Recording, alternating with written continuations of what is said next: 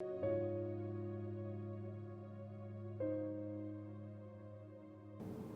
think it was always hard from the very beginning. It was always hard. When I was 5, my mother left us, but not after she held a knife to my throat and said that she was going to slit my neck. My dad and her divorced after so many years, finally, and he remarried my stepmother when I was 7. And I thought that it was going to be better, but it wasn't better at all. For the next 9 years, she beat us, and she screamed at us, and she left bruises, and it was almost every day. And I couldn't tell my dad because I thought that he was happy with her. When I was 11, I thought about suicide, and it seemed like the only way I was going to escape from her, since I couldn't tell my dad and I didn't feel like anyone was listening. And when I was 13, I started to cut myself because I thought that maybe if people would see that I was hurting physically, that they would ask me what was wrong, but it didn't work. Nobody asked me what was wrong. By the time I was 15, I was severely depressed and I just wanted to die, really. I just kind of wanted to disappear, just kind of fade away so I wouldn't have to be a problem for my dad or my stepmom. Because I tried to make her happy, but no matter what I did, she just screamed at us and she beat us. One day, when I was 15, she started screaming at me for something and I kind of just lost it.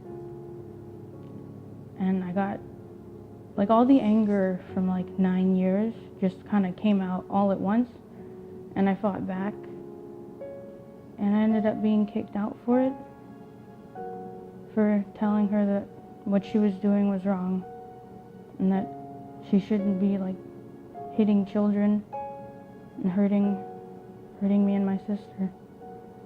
My dad wasn't home. And I ended up staying with a friend, and CPS was called, and I was reported as a runaway. So they came and got me, and they brought me back to her. And the CPS guy, he was just gonna leave me there. And he asked me what I was gonna do as soon as he was gone, I guess to see if I was gonna run away again. But I told him the truth. I told him that as soon as he left, I was going to lock myself in the bathroom, and I was going to take every pill in the cabinet until I died. Because living with my stepmother wasn't worth the amount of pain that it was going to cause me, because I knew as soon as he left, as soon as he closed the door and got into his car, that she was going to beat me to within an inch of my life and scream at me, and life was just going to be worse. So I figured, if I can't run away and gain freedom from it, then the only way I'm going to be free is to kill myself. And I ended up being in the hospital, and my dad was halfway across the world, so he couldn't do much about the situation. And he ended up calling my friend from the 8th grade because I tried to move in with her, because I tried to tell him that I didn't want to live with our family anymore. And I ended up living with her for a while. And it was hard on them because I had a lot of anger and just a lot of pain. And through the One-Way Love program, I was introduced to a family that had attended the program and heard about the kids in transition. And like with Miss Faye and Mr. Jean, it's pretty great. It's a lot better than it was before. I was really scared to live with them because I thought that that they were going to beat me and scream at me.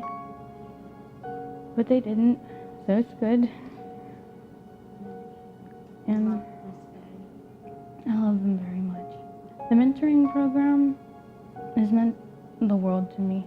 I don't think I would be here today were it not for Miss Rosemary. And I think that she's helped me grow a lot from where I came from back then to where I am now.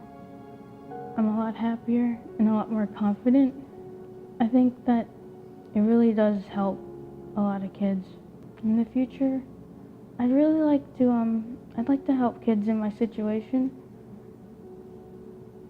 Kids who are getting beat by their parents and they don't tell the other parent because they believe that, for me, I believe that my dad was happy with my stepmom. So I didn't tell him, even though he asked me if she was beating us, because I believe that he was happy with her. And if I told him that she was hurting us, then he would have to divorce her like he divorced my mom. And he was really sad after the divorce, so I didn't tell him. And I feel like kids, they feel like it's their fault about what's happening to them, but it's not their fault. And they don't have any control over what's happening to them because they're just a kid. Because even now, I hold a lot of guilt for not telling him, because it would have saved me and my sister a lot of pain. In the future, I'm going to college to become a medical assistant, because I wanted to start small and then work up. And hopefully my sister, I'll be done with college and I'll be able to help my sister get through college and live a good life.